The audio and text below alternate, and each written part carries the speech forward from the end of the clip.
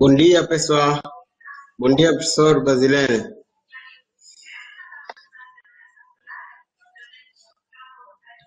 Estão me ouvindo bem? Só para confirmar. Eu estou ouvindo bem. Ok.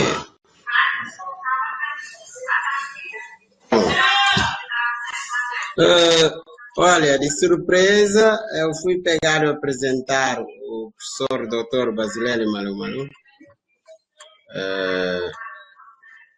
mas também não é um professor pesquisador que é estranho a mim, né? Ao meu percurso acadêmico nos últimos anos aqui no Brasil.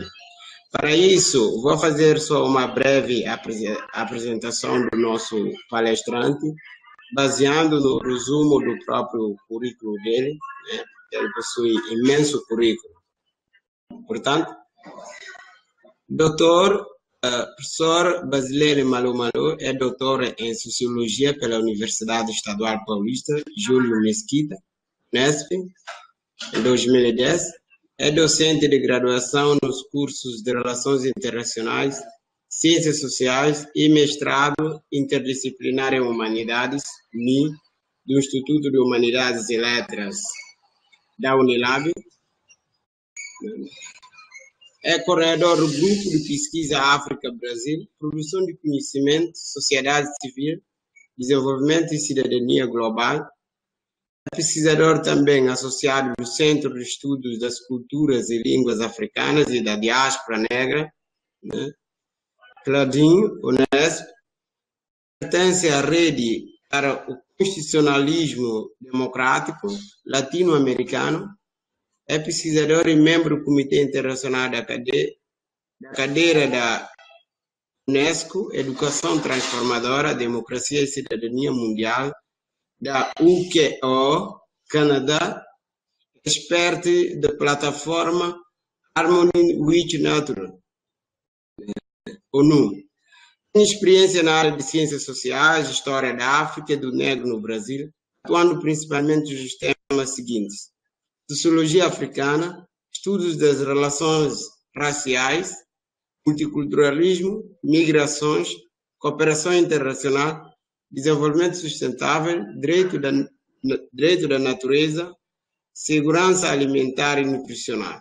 É atualmente estagiário pós-doutorado no Instituto de Biociência, Departamento de Educação, Unesp, Botucatu, e pesquisador do Centro de Ciência e Tecnologia para a Soberania e Segurança Alimentar e Nutricional, Intersan, Unesp. Então, essa é a nossa breve apresentação do nosso palestrante, né? E, sem mais nada, aproveito de desejar um bom encontro, um bom aproveitamento desse nosso grande pesquisador, professor também e atuante intelectual no Brasil. E, de mais nada, tudo está entregue ao professor Basilele, o microfone é seu. Bom, obrigado, Farah, por apresentar, é um grande prazer. Já cumprimento a professora Jaqueline e outras professoras que estão aqui, que estão acompanhando. Estendo essas saudações também à minha orientadora, professora Maria Rita, né? A gente já finalizou o estágio pós-doutoral, né? E também a alegria de fazer parte desse grupo, né? Que pesquisa a segurança alimentar e nutricional na Unilab e na Unesp. Também estender agradecimento ao Dagoberto José Fonseca, que acompanhou também diretamente esse projeto, ao Davi, que com bastante cuidado entrou em contato, me auxiliou, né? Só vou avisar o seguinte, eu, antes de... Cheguei quase 1 hora quase 2 horas, né? Para me preparar, depois o meu computador reiniciou. Então, emprestei um computador aqui em casa, então eu não estou com os arquivos que eu queria mostrar. A princípio, eu pretendo apresentar uma parte, né, da minha pesquisa de pós-doutorado, cujo tema se encontra aqui na tela, né? Bom, portanto, os dados que vão faltar, isso aí fica para outra oportunidade. Não daria também como apresentar tudo, né, ao mesmo tempo. Dito isso, então vamos lá. eu começo, né, com primeiro o nosso título aí, né, sobre ecossidadania, Ubuntu como projeto epistemológico, né, emancipatório, direito da natureza e direitos humanos à alimentação adequada. Então, como já disse, né, é parte do meu projeto de pós-doutorado. Aqui não vou conseguir relatar, né, todo o processo como foi, né, porque são muitas questões.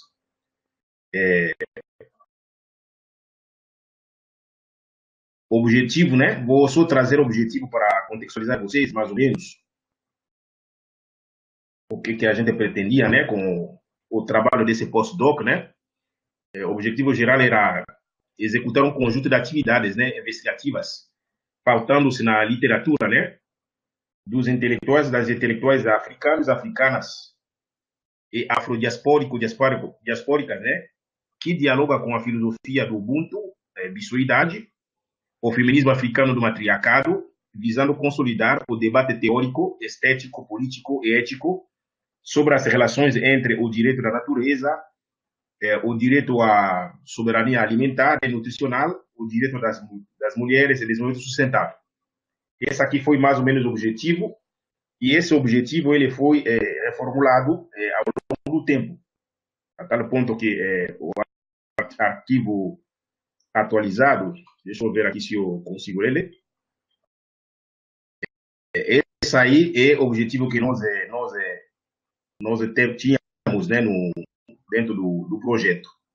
Bom, depois também vai ter alguns subobjetivos, né, que ao dialogar com a professora Maria Rita, o nosso foco foi sempre de ver essa questão da segurança alimentar e nutricional, focando a África, focando de forma geral as populações negras, mas com recorte no que está se passando dentro. Eu elegi, por exemplo, a União Africana, e também aqui no Brasil nós tínhamos a proposta de acompanhar uma das atividades que veio, né, de agente pastoral negro. Tivemos um projeto com a Amaral, e a professora Maria Rita estava na frente também disso aí. Então, o que tinha a ver com a dimensão das africanidades, eu me responsabilizei para mais ou menos, né, viabilizar algumas reflexões. Eu acho que a contribuição, né, desse trabalho tem a ver com o campo da epistemologia, as reflexões. Eu acho que nisso a gente conseguiu em muitos aspectos. Esse recorte que eu estou dando, né, havia também uma pretensão de olhar o material da CPLP, mas eu acho que uma das pesquisas já, uma vez que David apresentou, acho que uma pesquisa feita junto com a professora Jaqueline, e outros trabalhos que o grupo nosso Intersan, né, o Mussan também, né, o mecanismo da universidade, nosso grupo, na CPLP fez, nós temos alguns produtos, né, que são mais objetivos, né, nesse sentido.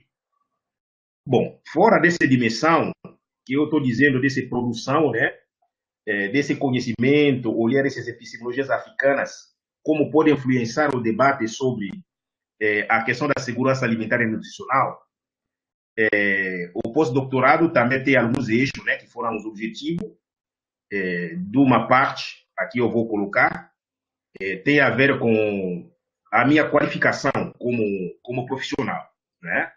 Essa minha qualificação tem a ver com uma área muito nova, porque a minha formação a minha última formação se dá em sociologia. Então, ao engrenar nessa área que é a segurança alimentar e nutricional, sempre como sociólogo, como filósofo, me qualificar. Essa qualificação profissional tem também alguns impactos, né? O retorno que eu deveria dar para a universidade, a Unilab. Então, o que posso aqui colocar de uma forma muito rápida, em termos de na minha qualificação como se deu. Primeiro são a participação nos encontros, né? Mesmo esse SIG onde a gente está, é parte da minha processo de formação. Eu me qualifiquei junto com alguns professores, fizemos um curso de formação de formadores, né? Mídias digitais, né? Sobre a segurança alimentar. Então, eu passei numa formação também, como lidar com a formação. E outra formação que foi, também, né, isso também é um curso que Intersan, junto com o Moussan, ofereceu, foi também a nossa capacitação quanto orientadores, né, nessa temática de SAM. Então, para mim, isso tem tido impactos, né? Mesmo na minha didática, temas que não entendia, isso tem impacto. Aqui estou somente resumindo. Essa minha trajetória influenciou, por exemplo, nesse momento, eu estou com um projeto aprovado, né, pela a fundação, né, da Bahia, FABESB. Esse projeto que eu estou trabalhando junto com a minha bolsista, a Rosalina Carvalho, da Angola, nós estamos, a princípio, o projeto, eu recorte desse macroprojeto, olhando a produção, né, de mandioca que nós temos lá aqui nos Malê, e estamos acompanhando também outro grupo lá no Senegal, a comunidade Madinatu Munawara, uma aldeia do Senegal, como eles plantam. Então, são 2 eixos. Estou mostrando somente esse projeto aqui macro do doutorado, como ele vai ter impacto na minha vida como professor, como pesquisador, como ativista. Então, esse projeto ele está em andamento e, por causa de Covid, nós pensamos ainda dar outro recorte, que daqui a pouco eu vou conversar, que foi a minha visita, não somente visita, mas também para aprender, no quilombo de Quitondé, de Mestre Cuba Mansa. Eu passei um período lá, daqui a pouco vou trazer alguns elementos. Pelo fato, né, o quilombo está num lugar muito isolado, lá em Valência, aqui na Bahia, e esse quilombo trabalha com o conceito básico permangola, né? Então, é a permacultura através de capoeira de Angola, onde o mestre Cobra Mansa traz todo o sistema filosófico dos povos bantu, né? Recriado aqui no Brasil através de capoeira de Angola, e a partir disso, além do capoeira de Angola, você tem todo um sistema, né, de plantação de uma agricultura ecológica que ele realiza. E eu também fui fazer uma imersão para entender isso aí, e dessa forma que eu fui direcionando também alguns objetivos, como eu já disse para você. Essa produção de epistemologias no campo dessas africanidades, no continente, como aqui no Brasil, se deu dessa forma. No Brasil, mas de forma prática. Nesse caso, essa imersão, como eu tenho acompanhado também o trabalho que o professor Pedro realizado lá nos Malê, na nossa horta de mandioca, mas por causa de Covid, não fizemos mais visita, mais trabalho, né? A gente queria mesmo essa dimensão mais prática. Bom, do ponto de vista meteorológico, né, a nossa pesquisa estava à busca, né, de entender o que seria dito segurança, a segurança alimentar e nutricional, ou a soberania, né, alimentar e nutricional, o direito humano à alimentação adequado, todos esses temas ali. A ideia é como que isso aparece nesse universo das africanidades. Quando estou falando das africanidades, entenda-se no continente africano e aqui as populações negras da diáspora. No caso, a minha experiência que estou apontando para vocês, já apontei aqui a experiência de Quilombo de Quitondé, que a gente pode vir a conversar, mas eu também tive acesso a uma literatura de uma pesquisa aqui da Bahia. Eu vou lembrar o nome da pesquisadora, como disse, eu não consegui nos arquivos organizar como eu queria, mas uma pesquisa feita aqui a partir da UFBA, aqui em Salvador, no bairro da periferia, nos terreiros. De que maneira a questão da segurança alimentar aparece no universo de terreiro. Então, isso eu chego através dessa discussão via essa literatura, como tem outros textos, né, que eu tenho lido. Então, aí também a gente consegue perceber de que maneira o tema de segurança alimentar, aliás, essa pesquisadora acaba também apontando o conceito de segurança alimentar. Segurança alimentar, quando se trata da população negra aqui em Salvador, na periferia. Então, esse é o caminho desenhado. A pesquisa ela é bibliográfica, a pesquisa é documental e acabou sendo também uma pesquisa participativa. Essa é a minha última experiência, né, no Quilombo Quitondé. Como também, lá na Horta, né, junto com o Pedro, eu tenho ido lá para fazer uma coisa ou outra, né, na prática. Então, esses foram os eixos da pesquisa. Bom, agora, quanto ao tema colocado aqui, para a gente fazer uma discussão bem muito rápida assim, em termos de questões conceituais, né?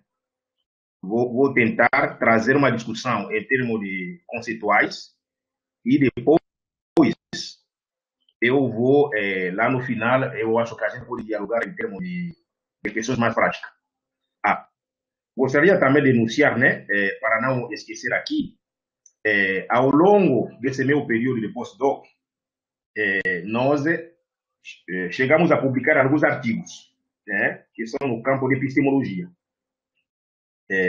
Alguns artigos, né, junto, tem um que deve sair, acho que eu participei junto, né, com toda a nossa equipe aqui.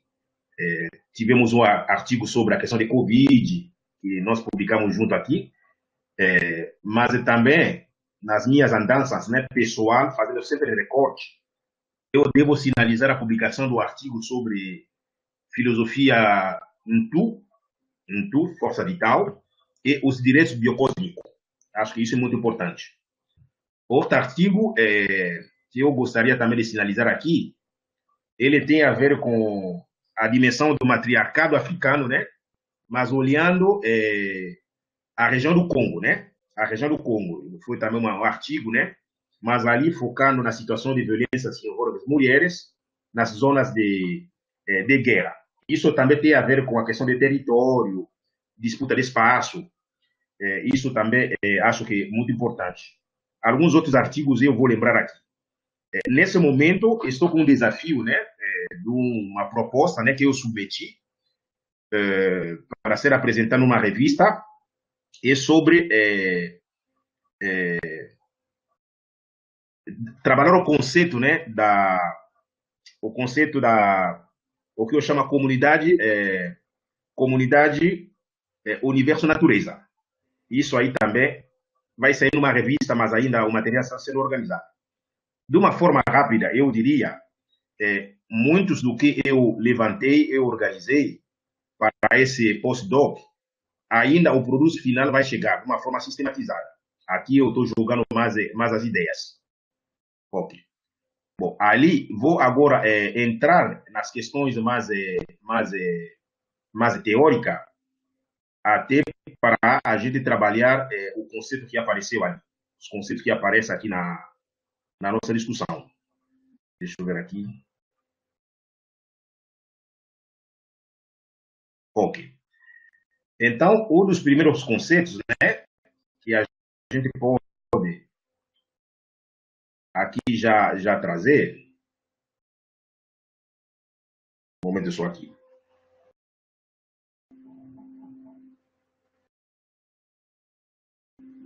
Bom, o conceito de ecossidadania, né? Eu vou tentar trabalhar esse conceito, depois a gente vai para as perguntas. Bom, é o conceito que chega até mim via a pesquisadora Gina Teze, do Canadá, que basicamente ela trabalha na perspectiva da interseccionalidade, onde os dados, né, a ideia básica das pesquisas que vem fazendo, né, ecossidadania, né, tem a ver com esse cidadania ligado ao meio ambiente. Ainda eles trabalham o conceito de meio ambiente.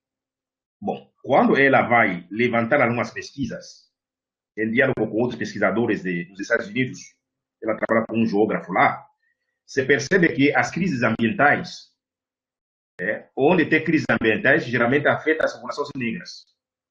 Então, a gente verifica que o que ela vai chamar de injustiça ambiental, geralmente se intersecciona com a justiça racial e a justiça social. Com a injustiça racial e a injustiça social. Então, ali ela vai trazer 3 categorias de injustiça ambiental, injustiça racial e injustiça social. Então, em outras palavras, né, de uma forma mais clássica, estamos lidando com a questão de classe, raça e meio ambiente. Então, essa perspectiva interseccional é muito interessante. Eu ontem, né, ontem estava lendo, eu estava dando parecer do artigo que me chegou. Esse artigo vai tratar a presença, né, a venda de um território chamado Cajueira, lá em Maranhão. Cajueira é um território que é um quilombo. Só que o governo atual, como os governos antigos, né, eles chegaram a vender esse território, onde você tem 500 famílias negras, né, que lidam com a pesca, a agricultura, e o texto discute o impacto desse, o que a gente chama de racismo ambiental, naquele lugar lá. Então, as empresas que chegaram são as empresas chinesas, né, para se ocupar daquele território, assim por diante. Portanto, a questão da terra, de novo, volta, tem um cunho racial no debate sobre a questão da terra. Bom, aliás, se a gente voltar na história do Brasil, a lei da terra, onde se colocou, era uma forma de impedir as populações pobres, especialmente populações negras, né, na véspera da abolição, né, para ter acesso à terra. Bom, essa aí, de uma forma rápida, eu posso resumir esse conceito de ecocidadania, né? Uma cidadania ligado ao debate feito sobre meio ambiente, mas quando a gente fala meio ambiente, a maneira como também a sociedade, a comunidade de seres humanos se relaciona com esse meio ambiente. Eu tenho minhas críticas sobre o direito ambiental, não somente eu, né?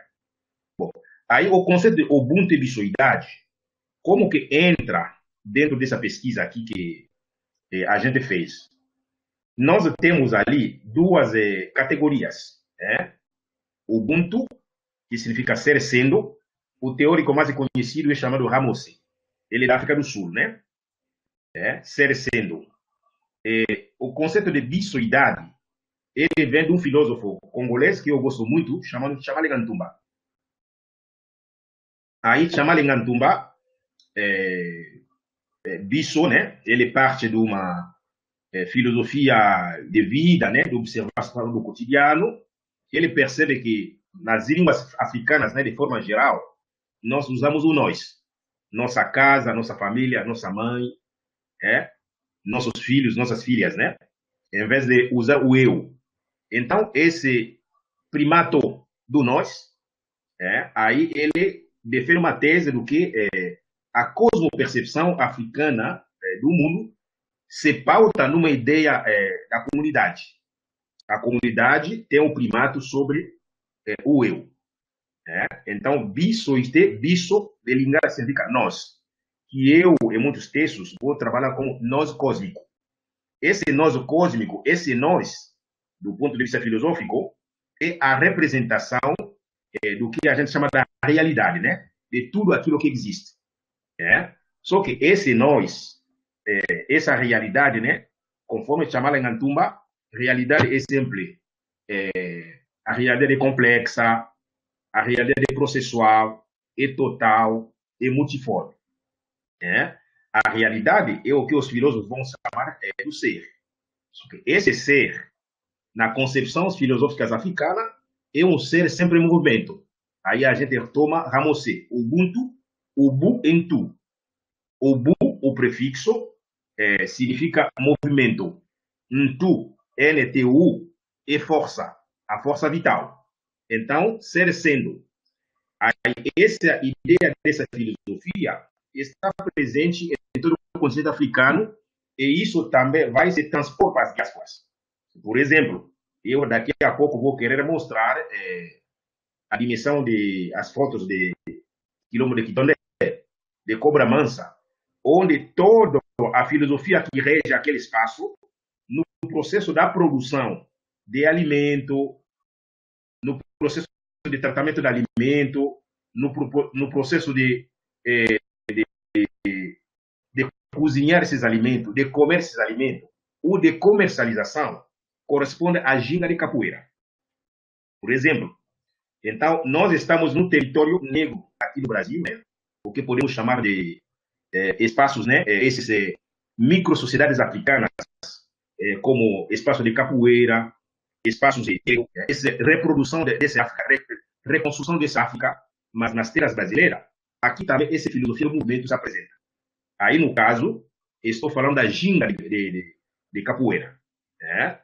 Mestre Cobra Mansa, nesse momento que nós fomos aprender com ele, ele vai dizer para a gente, né?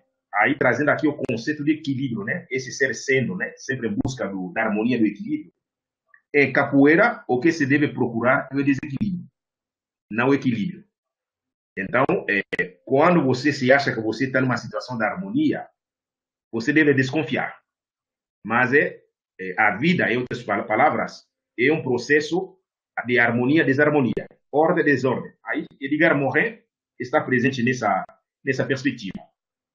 Então, ali, em algum texto que eu já citei aqui meus, eu digo que o ser, essa dimensão ontológica, né, a realidade, né, é composta de 3 comunidades. A comunidade sagrada ancestral, a comunidade universo-natureza e a comunidade bando de pessoas. Então, essas 3 comunidades convivem de uma forma complementar. De uma forma complementar. Aí também podemos aqui rebater outras questões. Bom, aí veio o conceito de direito humano à alimentação adequado. Bom, eu acho que é interessante. A gente trabalha isso muito bem. O conceito sobre segurança alimentar e nutricional, soberania alimentar, tudo isso aí eu estou de acordo, não tenho muita coisa a acrescentar, não. Acho que a maneira como tanto a FAO vem definindo, tanto muitos documentos que nós temos no Brasil, geralmente tem algumas repetições, né, em termos dessa concepção. Agora, no final, eu coloco, né, na perspectiva de desenvolvimento sustentável e inclusivo. Essa aqui, estou quase apontando o caminho do diálogo com os objetivos do desenvolvimento sustentável, que está na pauta agora. Né, que está na pauta agora. Aí eu coloquei esse desenvolvimento sustentável. Mas eu diria, vou colocar somente 2 coisas e para que a gente ir no debate. A primeira das coisas que eu coloco é o seguinte: a minha participação na plataforma Harmony with Nature tem mostrado o seguinte: o termo desenvolvimento tem suas limitações. Mesmo quando se procurou qualificar esse desenvolvimento em termos de desenvolvimento sustentável, né? Colocou sustentável. O que nós vimos, né? Desde a Conferência de Rio, as empresas, né? Os donos do capital, se apropriaram desse conceito, especialmente da sustentabilidade. Então, virou um negócio. Por exemplo, ainda permanece a ideia do que vamos explorar a floresta, vamos explorar a natureza, mas depois nós vamos pagar algumas taxas aí, né? Então, digamos assim, houve ainda a capitalização, uma apropriação do grande debate feito desde a Conferência de Rio pelas grandes empresas. Então, o que a gente percebe ali, alguns intelectuais, ativistas, o conceito de desenvolvimento não está dando conta sobre o grande debate da crise mundial, da crise planetária colocada, posta. Então, aí qual a saída? O que nós temos percebido é que vem vozes do sul global, especialmente aqui dos povos andinos. Aqui eu estou, por exemplo, com o livro do Fernando Anacuni Mamani, né? O Viver Bien, o Buen Viver. Então, o pensamento ancestral indígena também tem trazido propostas, soluções. No caso aqui, a partir da América Latina. Bolívia, Equador, vão fazer isso aí através de suas constituições e o debate que está acontecendo. Ali que vem nossa contribuição aqui de trazer, provocar, dizer que a África continental e diaspórica também tem propostas para a gente superar a crise estabelecida. Então, nesse sentido, o pessoal que já falei aqui, né, desse grupo nosso, Youth Nature, a gente está trazendo o conceito de direito da natureza. O direito da natureza, o direito de Pachamama. Aí eu dialogo geralmente com Vanessa Anson Oliveira, direito da natureza, que foi uma das pessoas, né? Diz alguns que é uma das primeiras teses aqui no Brasil sobre direito, mas o nosso é direito de Pachamama. Direito da natureza, direito de Pachamama. Então, esse aí é o novo debate. Não é o direito ambiental, porque o direito ambiental também está ainda pautada numa lógica do capital, não a superação. Para você compreender esse dita natureza como uma comunidade de vida. Então, ali, eu, em diálogo com esses autores que vão dialogar sobre o direito da natureza, faço observar o seguinte: não dá somente focarmos somente na natureza, sem problematizar, trazer outros elementos. Por isso, eu falo de direito biocósmico.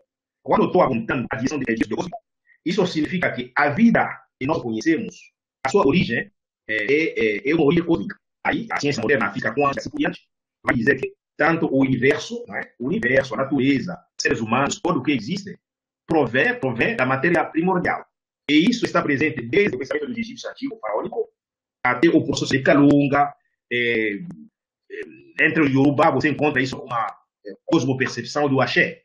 Então, os povos africanos já, no seu pensamento tradicional, tinham essa ideia do que tudo que existe é formado dessa energia, dessa energia.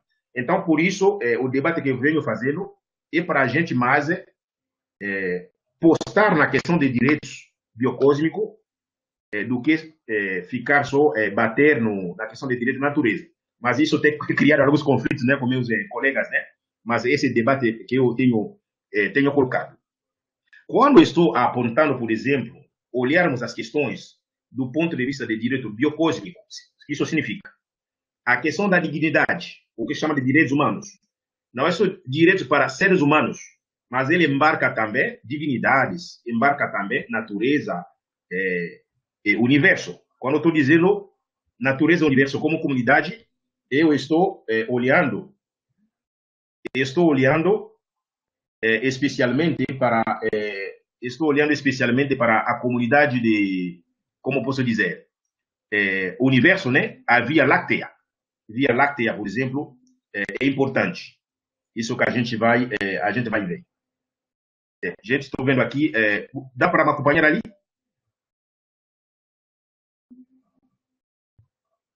Sim, dá. Estamos acompanhando. Porque eu vi aqui, estou recebendo uma chamada aqui da alguém do nosso grupo, né? Talvez vocês não estão ouvindo.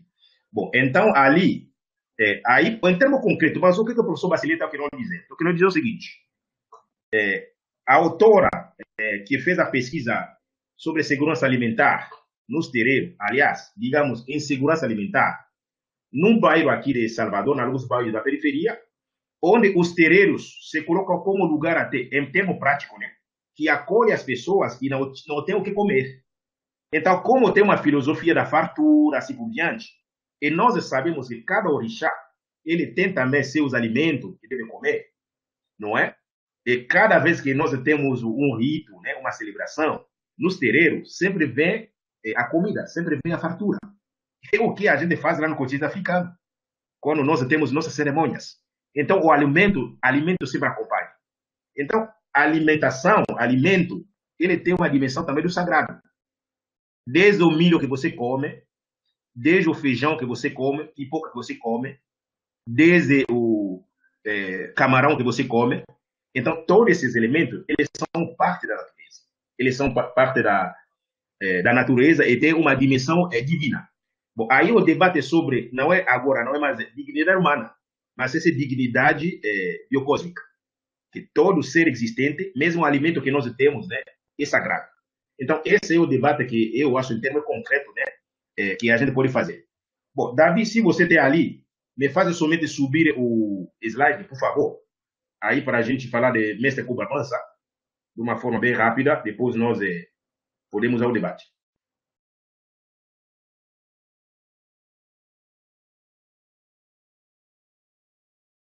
Davi, você está aí? Eu não consigo aqui. Eu trouxe algumas fotos aí. Alguém lá da produção pode subir slide? O David tá aí, ele vai nos assistir aqui. Isso. Mas ao lado do seu computador, Não, porque eu não tenho apresentação, não. Eu mandei para ele lá. ah, Eu tinha enviado para ele porque eu estou com problema técnico dele. Então, ali, ó, deixa eu ver aqui. Bom, já eu falei, né? Aí vou tentar aqui ir. Bom, quando o Davi chegar, o que eu estou querendo mostrar aqui? O que eu queria trazer nessa última parte? Estou dizendo o seguinte: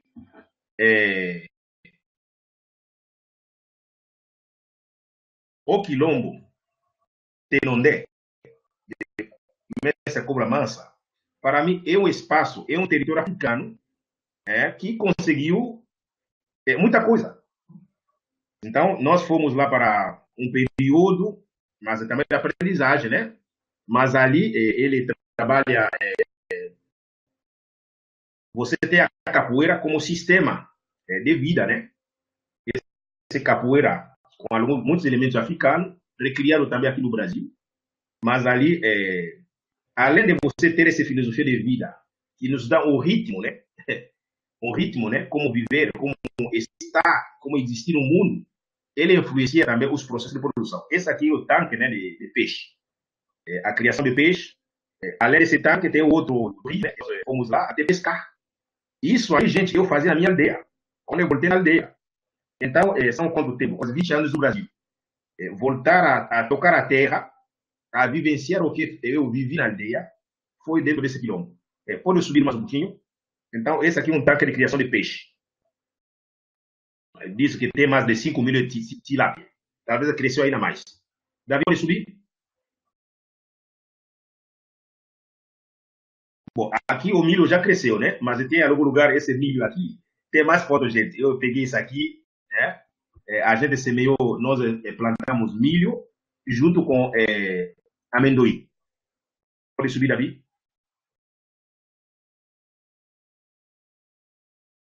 Aqui a gente plantando. Mas ele também ensinando a gente. E eu, muitas memórias, né, da aldeia vieram aqui. Eu me vi camponês, aí esqueci tudo que é doutorado, que assim por diante, né? Para junto estar com mestre Koba Massa. O espaço é muito grande, né? Aqui a gente estava plantando. Pode passar?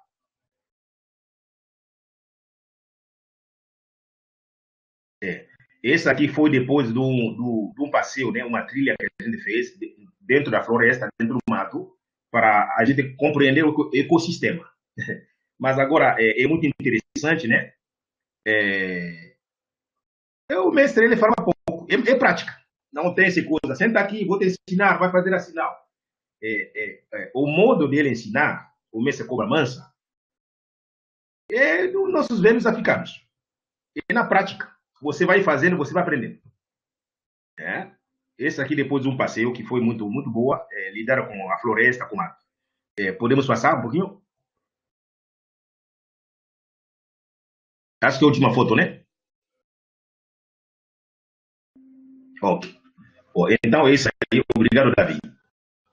Bom, eu acho que eu já cheguei no final.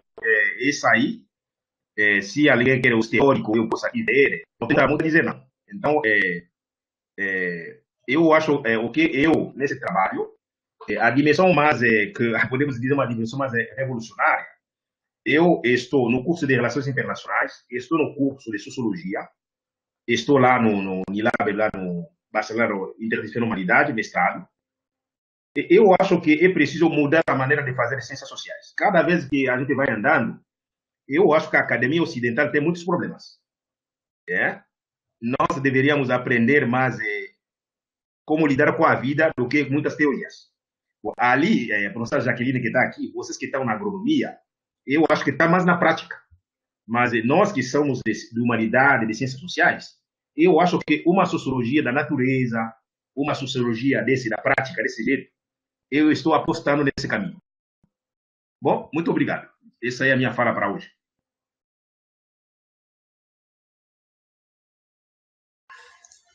Muito obrigado, professor Basileia Malu, pela apresentação.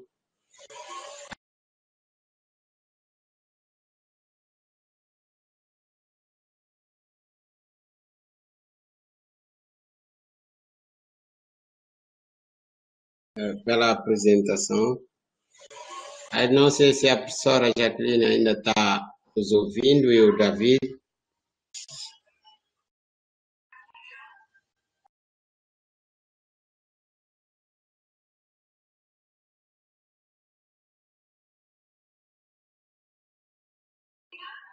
É para orientar o debate. Eu peço que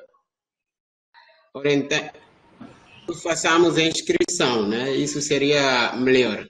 Mas logo no início vou deixar a professora Jacqueline falar para depois a gente se inscrever e abrir o debate. Bom, só um minutinho aqui. Vocês estão me ouvindo?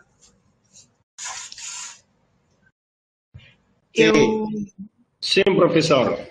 Na verdade, eu vou fazer apenas um comentário que eu acho muito, muito importante essa perspectiva que o professor Basilelli nos traz de uma outra ciência, um outro olhar sobre o ambiente, de um outro olhar sobre a ecologia e principalmente essa perspectiva crítica ao desenvolvimento, que não é porque a gente deu um adjetivo para esse desenvolvimento, né, porque ele é sustentável, ele realmente, essa palavra, ela tem algum sentido na perspectiva de uma construção de ciência, em consonância com a natureza e etc. E acho, assim, que é extremamente possível, né, de se fazer uma outra ciência. Acho que a agronomia tem algumas a agronomia em geral, né, tem algumas iniciativas importantes de fazer pesquisa, de fazer ciência, quando ela se volta para a agroecologia ou para a agricultura tradicional, ou quando ela se volta para uma combinação entre o pesquisador e os produtores, não num sentido de ensinamentos, mas acho que é num sentido de que são todos pesquisadores, né? Se a gente for olhar os agricultores tradicionais, os agricultores familiares, eles têm práticas de pesquisa extremamente importantes e elas são baseadas na observação, na transmissão na oralidade, elas são na repetitividade de resultados, nas escolhas. Isso é ciência. Isso é ciência e é uma ciência de longo tempo, né? Eles fazem isso há muitos anos. Então, a gente sempre conversa muito com os alunos para pensar qual que é o papel deles dentro, como profissionais das agrárias, qual que é o papel deles dentro de uma comunidade, dentro de um grupo, né? E se olhar uma perspectiva crítica de que talvez eles não tenham tanto assim para ensinar, mas talvez observar e tentar construir junto com esses pesquisadores que são os agricultores tradicionais. Então, só tenho que agradecer ao professor Basilelli e por nos trazer mais. Acho que a gente tem que aprofundar esse debate dentro do nosso grupo, entender isso de uma forma mais profunda, com mais tempo, e talvez assim um evento presencial, quando isso for possível. E aí eu deixo para o Farã para organizar, peço, né, como o Farã já falou, né, colocar quem gostaria de fazer algum comentário, fazer alguma pergunta para o professor Basilelli, já colocar ali no chat o seu nome. É isso.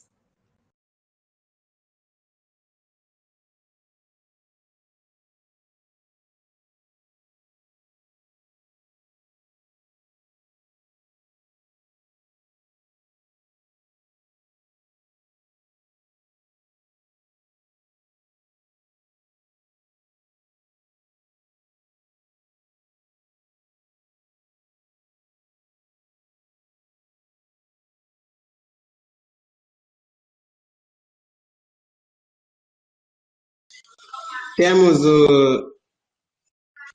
a professora Maria Rita. Professora, pode falar? Sim.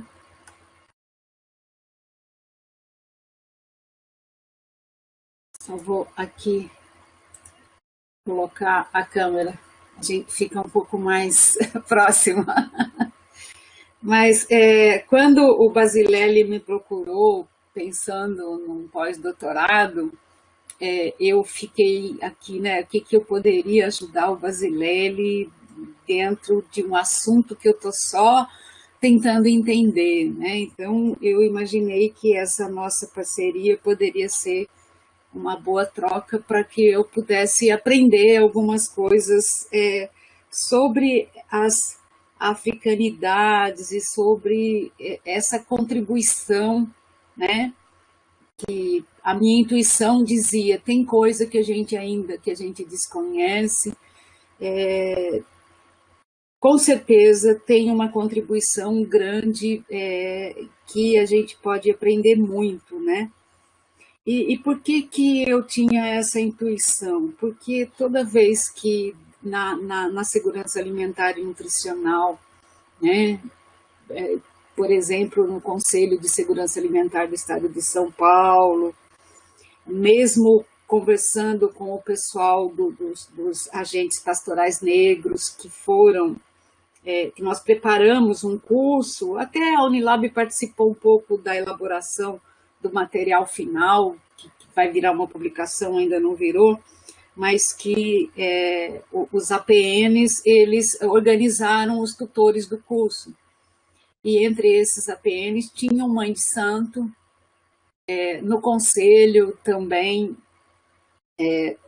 eu tive contato, né?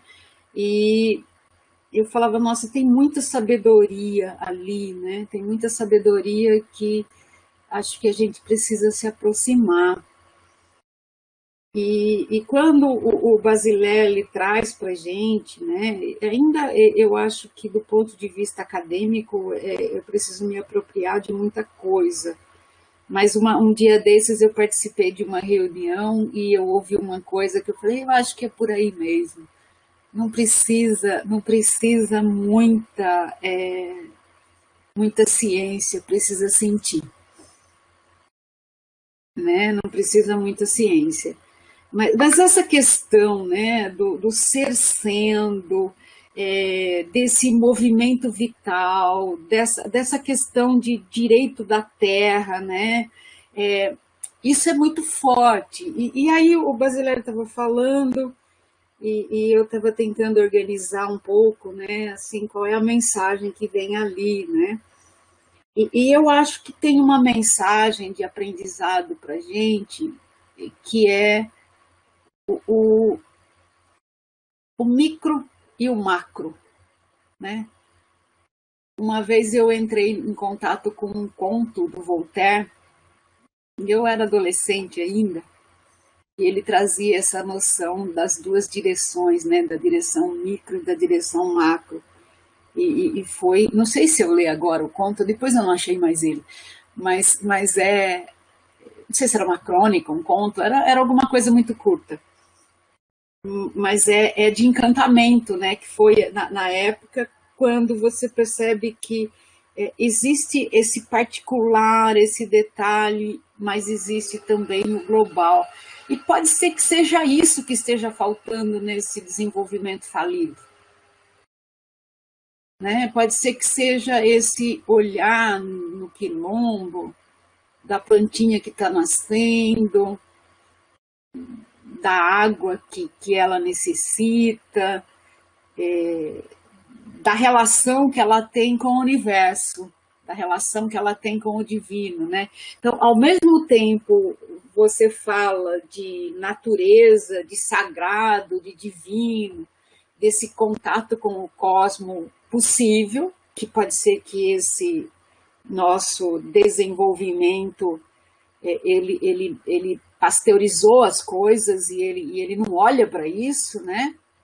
E ao mesmo tempo se fala da planta que está nascendo e que as duas coisas fazem parte, né? Então, eu acho que realmente é uma outra visão de mundo que a gente pode aprender muito com ela e que talvez seja essa visão de mundo que a gente esteja precisando, né? Então, esse biocosmo que a gente faz parte, que o todo está na parte, a parte está no todo, né? Eu acho que é um pouco isso. E aí eu fiquei pensando também, Basilele, para você falar um pouquinho, uma coisa que eu tenho observado é a questão da lei de mercado no quilombo.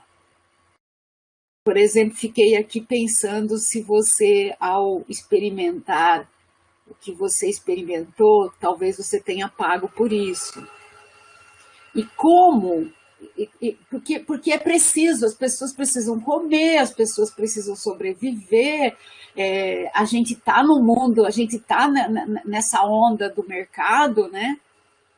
E então não tem como. Mas como fazer isso sem massificar? Como fazer e preservar? Né? Como é que a gente trabalha com isso? Eu tive a oportunidade de conviver um pouco, quer dizer, um pouco, muito pouco mesmo, mas de conhecer os quilombos, alguns quilombos ali do Vale do Ribeira, principalmente Vapurunduva. E é assim, muito clara a diferença de visão de mundo do avô e do neto, né? O neto que é uma startup e o avô quer comer porco, que comeu milho que ele plantou e que não tenha gosto de papel, mas que tenha gosto de porco. Ele quer plantar arroz do jeito que ele sempre plantou, fazendo a coivara dele, enfim. Eu queria assim, pensar junto, né, como é que a gente traz essa ideia, né? Você falou algumas vezes de comunidade, eu tenho pensado um pouco que talvez a vida em comunidade, em pequenas comunidades, seja uma solução para esse mundo massificado.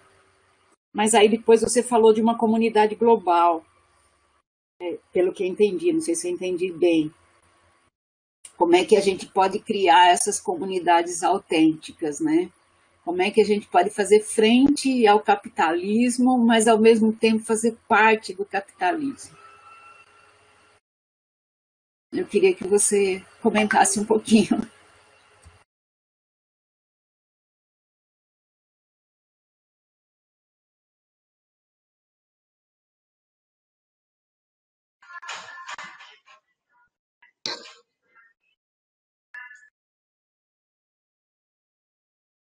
Ahora, Alô? Alô? O Sostenes Erickson, né, deixou um comentário, né, que diz assim: gostaria de parabenizar o professor Basilele pela exposição e reflexão como pesquisador, analista do discurso. Interesso pelas questões de linguagem desde o mestrado, refletindo sobre a agricultura familiar no Brasil. Gostaria de escutar mais sobre dignidade biocósmica e sociologia da natureza, pensando no campo das ciências humanas e sociais no Brasil. Gratidão.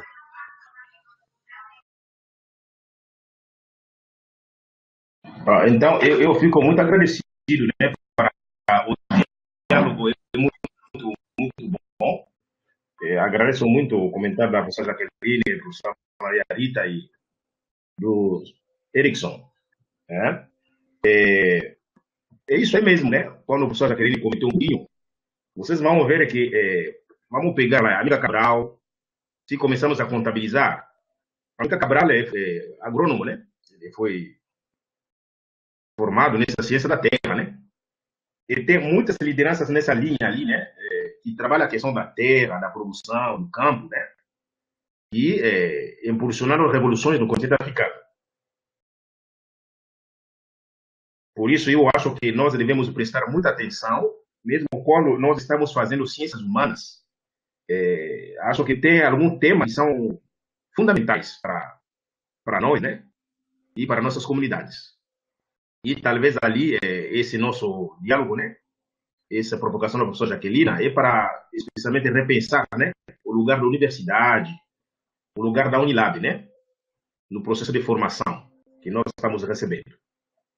Como eu disse aqui, eu tinha que sair dessa zona de conforto de conforto de uma disciplina para ter aquilo de Kitondé. Eu me reencontrei, mas me reencontrei com a dimensão de esse jovem aí, adolescente, né? Quando eu voltei para a aldeia, porque nasci na aldeia, foi criado numa grande cidade, Kinshasa. Depois, com 12 anos, eu volto de novo. Aí, sou quase atravessado por essas experiências. Então, é muito importante. Bom, aí vou deixar as perguntas da professora Maria Rita lá no final, para pegar também já do Erickson, né? Sobre a questão da dignidade, né? Porque ali, Erickson, o que se tem discutido, geralmente é os direitos humanos, um conceito-chave, né? É a dignidade humana.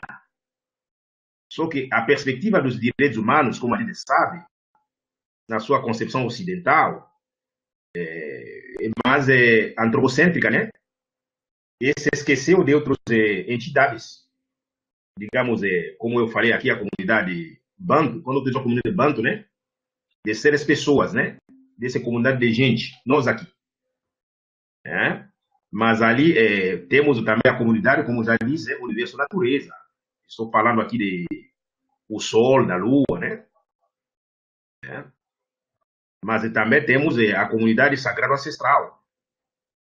Isso, eu acho que uma vez, né, foi na apresentação do Fará, mas todos nós, a gente sabe, quando nós vamos para a roça, a gente vai plantar, a gente não vai sozinho. Nós vamos sozinhos, sozinhas, né? Quando você vai pisar no campo, na roça, você tem que venerar, porque ali também tem outras pessoas, tem outros moradoras lá. Até nossos ancestrais. Mesmo a terra que a gente vai cultivar, é preciso fazer isso aí com bastante cuidado, né? Essa ética do cuidado, né? Essa ética do cuidado africana, né? Maneira como você se relaciona com esse outro. No caso, estou falando da terra mesmo. O rio, né? Aí, quando a gente pega os processos, né, de poluição, uso de agrotóxico e outros mecanismos, né, de explorar, extrair, muito mais do que a terra pode dar, aí é uma violência contra a terra. Então, ali, em vez da gente somente ficar falando da dignidade humana, essa dignidade biocósmica, ele tem a ver com todo esse processo. O que eu estou chamando de dignidade biocósmica. Então, aqui já dei o exemplo, né, em relação à terra, e essas práticas, né, que nossos avós, estou ficando na África porque não querem entrar na América Latina, que não é o meu campo, não. Estou falando aqui da África, né? Esses saberes que a professora Maria Rita lembrou para a gente, da tradição, mas que estão também presentes hoje, né, na vida de hoje, porque tradição e modernidade também se complementam, né? Até hoje, pesquisas do Fará, os outros mostraram quando ele falou de Bolanhas em Guiné-Bissau, a maneira de ocupar esse território, de lidar com a terra, ainda em alguns lugares, você tem que reverenciar, porque a terra é uma entidade. Então, é por aí que eu acho que precisamos fazer essa discussão. Essa discussão ele vem entre o que chama lá a perspectiva sei lá, ecocêntrica, ecologista, outro a perspectiva biocêntrica. É um debate feito aí, né, entre os biocentristas e os ecocentristas. Mas, no caso aqui, nós estamos situados num paradigma do Ubuntu, desse ser sendo, né, nas suas aberturas. Aí situado no paradigma africano. Então, a dignidade biocósmica, ele nos leva a esse respeito, a uma prática de uma ética, na maneira de se lidar com esse outro, natureza, universo, esse outro, a comunidade sagrada ancestral, esse outro, comunidade de seres humanos. A vida é complementar, porque se a gente não tomar cuidado, você machuca uma da comunidade, a gente está se machucando, especialmente nós, seres humanos, né? Pessoas. Bom, claro que aqui, ao dizer isso, eu não estou querendo jogar culpa para muita gente, não. A gente sabe que o processo, especialmente de a crise planetária, as crises que nos afetam, ele tem uma dimensão de historicidade. Aí vai depender de cada caso, né? De que comunidade estou falando, de que lugar estou falando, como essa crise se dá. Eu acho que isso também ajuda muito, né? Se a gente olhar a crise brasileira, vamos olhar no Brasil, falando aqui das populações negras, né? De seu acesso para a terra. Aí você tem que rebater a questão da escravidão. Você tem que rebater a escravidão, você tem que rebater a lei da terra, e assim por diante. E eu adianto ainda, bom, esse é o caso do Brasil, né? E a maneira como alguns grupos se apropriaram de várias terras e como esse desenvolvimento mais chamado desenvolvimento extrativista, né, se dá no Brasil, com todas as consequências negativas nefastas para toda a população. Um país rico na sua biodiversidade, mas o Brasil, a gente sabe que é um país desigual, do ponto de vista racial e social. Então, é por aí, né, o conceito de dignidade biocósmica, especialmente o pessoal que discute direito da natureza, se coloca a natureza como uma pessoa merecedora de direitos, de respeito. É por aí. Ali, a professora Maria Rita aqui me colocou bastante coisas, né, de a gente refletir. É isso mesmo, para eu aqui organizar. Eu acho que é por aí mesmo, professora Maria Rita, né, porque a academia nossa, né, nos coloca muito a racionalidade. Mas existem outras formas de se estar no mundo. A academia é somente um espaço bem pequeno. A vida não, lugar não acadêmico é o resto do mundo, né? E ali, entre os povos, comunidades, tem outras lógicas, né? Essa é a lógica do sentir. O sentir, né? Por exemplo, o Maurício Sodré, né? No pensar na Go. Mas isso também aparece em Boaventura, quando ele traz emoção, né? Como uma dimensão antropológica nossa, né? De nos relacionar e lidar com os processos da vida, né? O sentir, ele está no outro patamar. O sentir, é o que chama a percepção, né? Mas na dimensão do Ronquet. Eu vou pegar aqui o filósofo Merleau-Ponty. Merleau-Ponty, filósofo francês que trabalha também a percepção.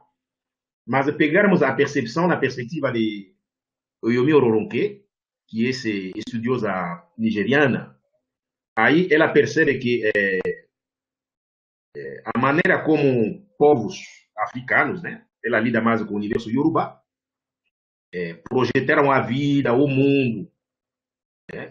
Em vez de a gente falar de cosmovisão, que é uma categoria filosófica, ela fala de cosmopercepção. Cosmopercepção. É a maneira como esses povos percebem o mundo, né? Captura esse mundo, lida com esse mundo.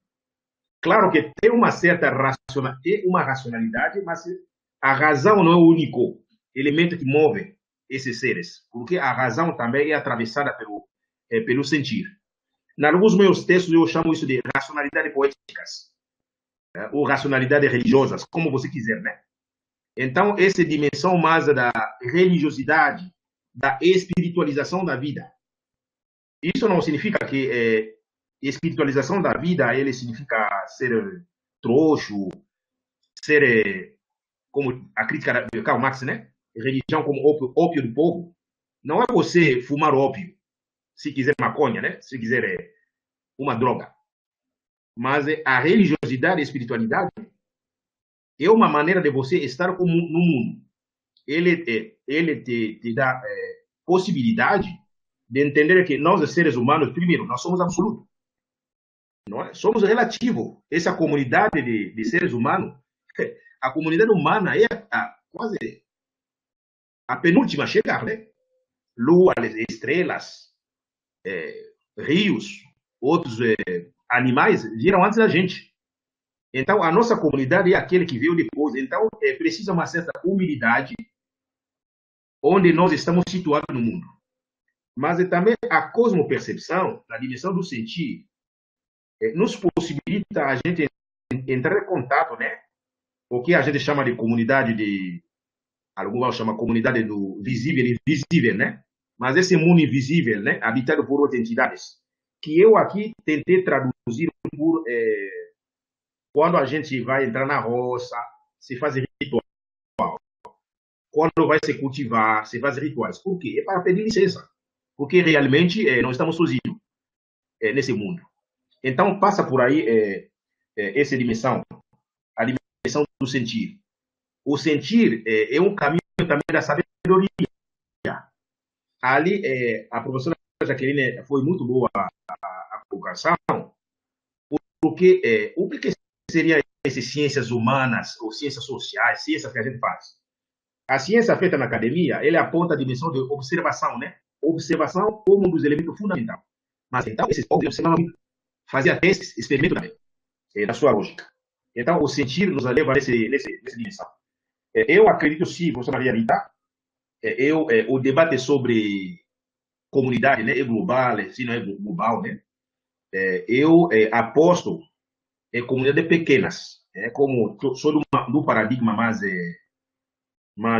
local, não aquele global talvez foi quando usei o conceito de Chamari Gantumba, que diz que a realidade, né, ou a vida, o ser é processual, global, total, multiforme. Às vezes, essa totalidade desse ser não é no paradigma marxiano ou marxista, né? Total, desse totalitarismo. Não. Esse total significa a vida plena. A vida se manifesta de uma forma plena. Mas esse tu, essa força inicial, essa matéria primordial, que assim a física moderna já aponta, né? Esse Big Bang, depois que dá outras formas de vida, ela é plena. No caso aqui, eu tento traduzir dentro desse texto comunidade. Mas não é totalitarismo. Mesmo a vida também, ela tem suas contradições. Bom, ali, alguns autores, né, como Serge Latouche e os outros, quando debatem, né, como a gente superar a crise atual, né? Um do elemento, alguns falam de ecovila, comunidade pequena, bioconstrução, outros modos de construir, novo modo de cultivar, assim por diante. Mas e quando a gente olhar de perto, esses novos ecovila, a gente precisa olhar nossas aldeias, gente. Vamos olhar as aldeias. Eu acho que tenho muita gente aqui que já tem experiência da aldeia. Não necessariamente nossas aldeias atravessadas pela violência colonial, porque ali tem a questão da precariedade, muitas necessidades, né, nas aldeias indígenas e algumas aldeias africanas também, não é? Porque ali a gente já tem a dimensão da colonização, de escravização, e as pessoas estão em outra fase de pauperização. Mesmo assim, essas aldeias têm outra dinâmica, na maneira de construir, de plantar, de se alimentar, do modo de viver. Então, eu acho que as revoluções passam por aí, em pequenas comunidades. Não a dinâmica de cidade. Todo mundo sabe que as grandes cidades que a gente tem, especialmente modernas, né, eles são resultado do processo do capitalismo, né, industrial, né, que vai nos impor um modo de estar. Bom, mas agora, se a gente pegar outras cidades antigas, né, dos Maia, o Egito, lá no Congo, Oio, em Nigéria, cidade como de Zimbábue, cidade como cidade de posso pegar Tuba, aqui no Senegal, 13 milhões de pessoas, ou pegar lá no Mali. Essas cidades mais antigas, né, a gente percebe, você tem outra filosofia. Por exemplo, ou vai ser Mahat, que é a ideia, né, da harmonia que vai reger essas cidades, ou uma filosofia do sol, uma filosofia de Kalunga. Então, são outros princípios que vão reger essas cidades. Mas são princípios, né, que vão sempre procurar proteger a vida, ter o cuidado para com os moradores. Coisa que, no processo das grandes cidades inventadas pelo capitalismo, não.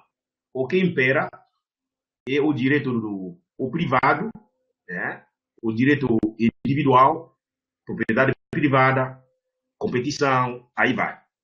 nos colocou essas regras. E aí também apropriar-se do outro. Essa apropriar-se do outro, se a gente olhar essa história do ponto de vista de corpos africanos, corpos escravizados eram coisas, mas também isso se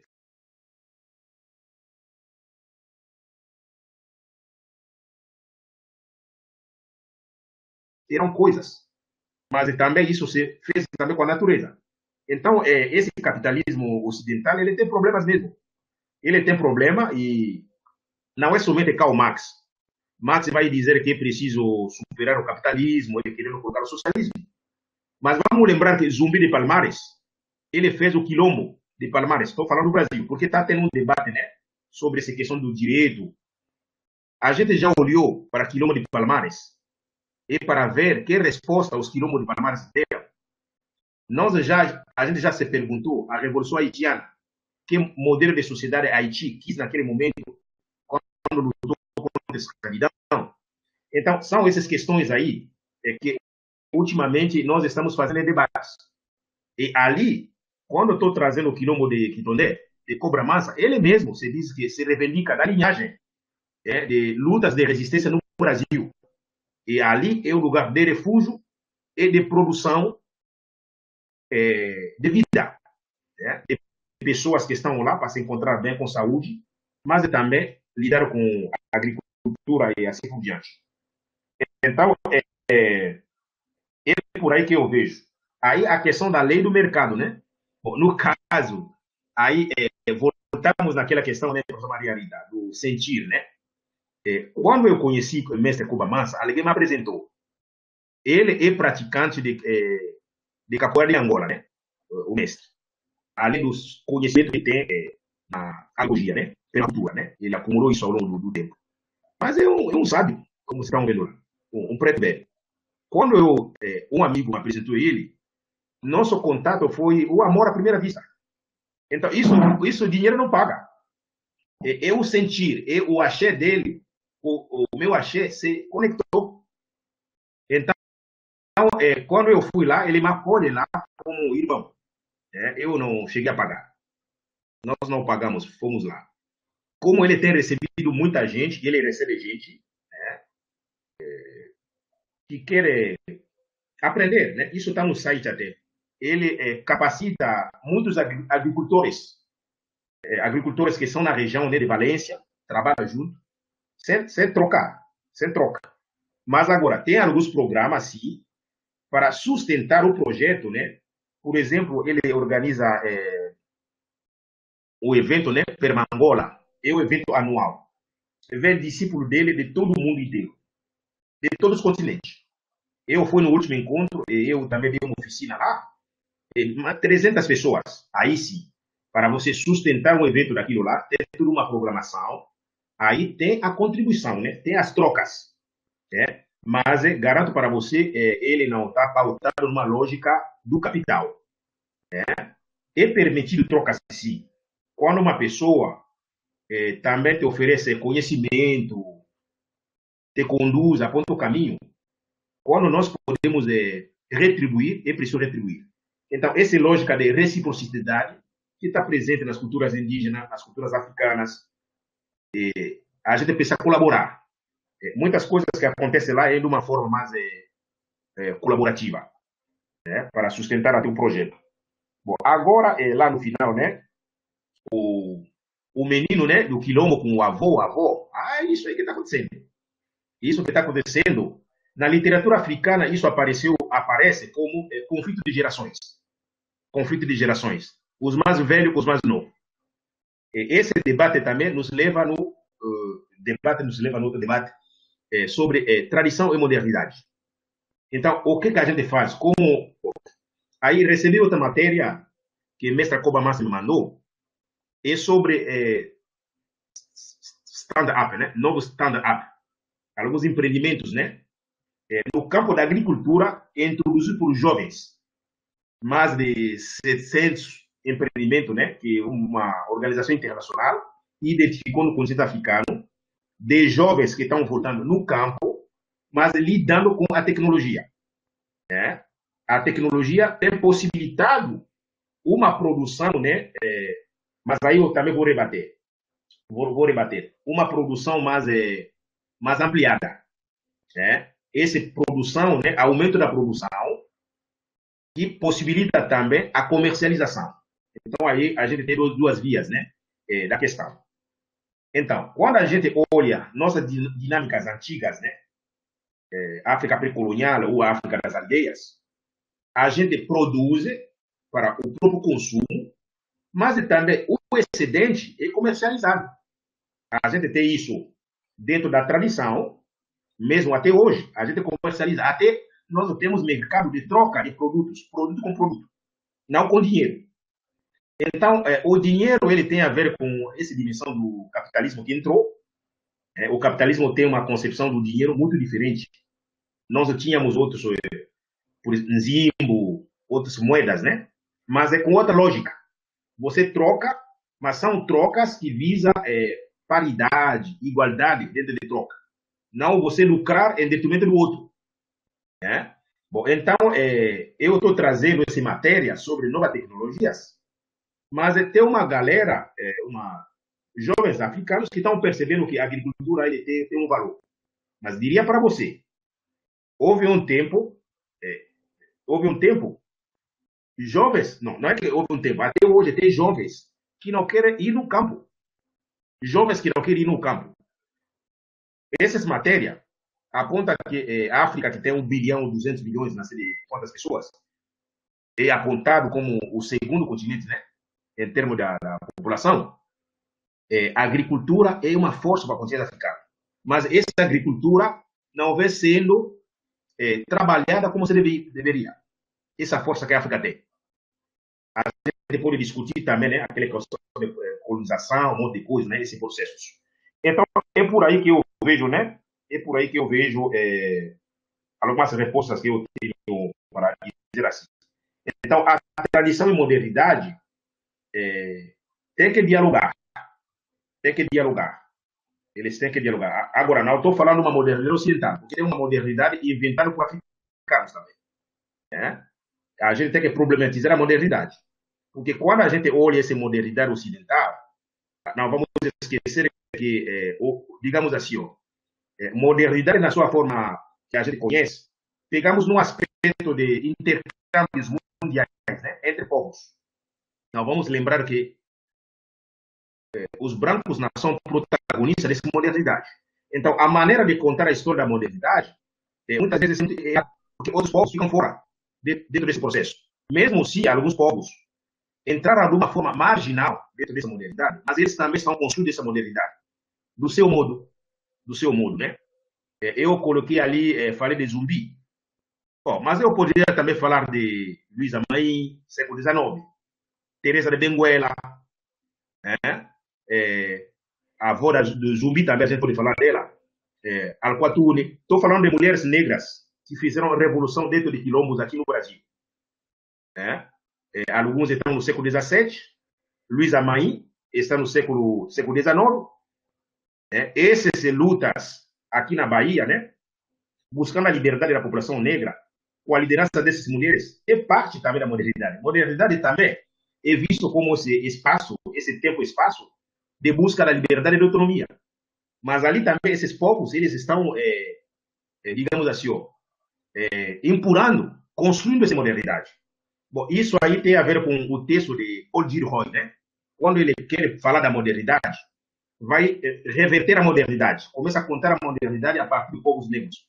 Atlântico Negro. Assim por diante. Todas essas mulheres que eu acabei de citar, Alquatune, Teresa de Benguela, essas duas, né? Vamos ficar com essas duas. Elas lideram quilombos e a agricultura é um ponto-chave para a sobrevivência desses povos que elas vão liderar. Então, basicamente isso aí que eu teria para dizer até aqui.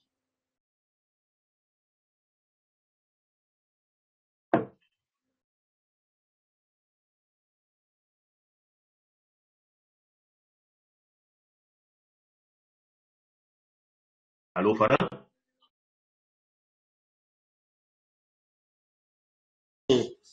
Sim. Ok. Temos um comentário aqui Admir Santos, né, que diz: brasileira, a tua fala se constitui como um bálsamo para nos ajudar a curar as feridas dessa racionalidade ocidental com as suas falsas dicotomias, entre as quais natureza versus sociedade, ciências humanas versus ciências naturais. Certo. Agora, não sei se teremos mais inscritos. Alguém quer fazer algum comentário ou fazer alguma questão?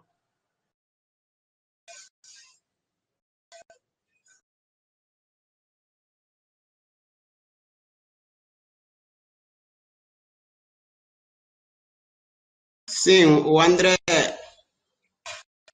podes falar?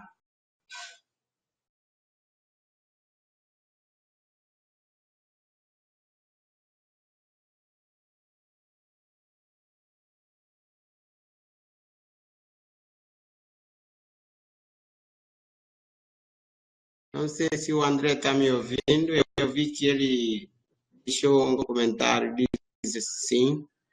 Eu não sei se ele quer deixar algum comentário ou alguma pergunta. Olha, no sistema, se alguém entrar só com aquele sinal de fone de ouvido, significa que você só pode ouvir, né? Caso quiser falar, terás que sair para depois entrar. Ao entrar, você preenche o sinal do microfone, né? Essa é a orientação.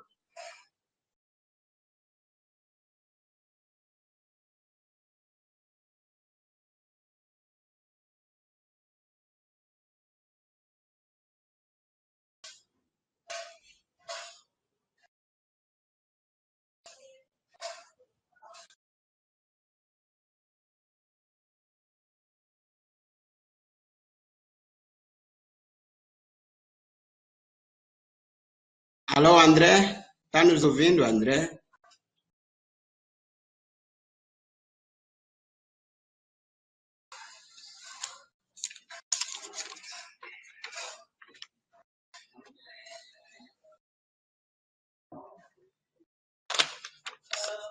Se enquanto o André está demorando, depois a gente vai ver como fazer isso.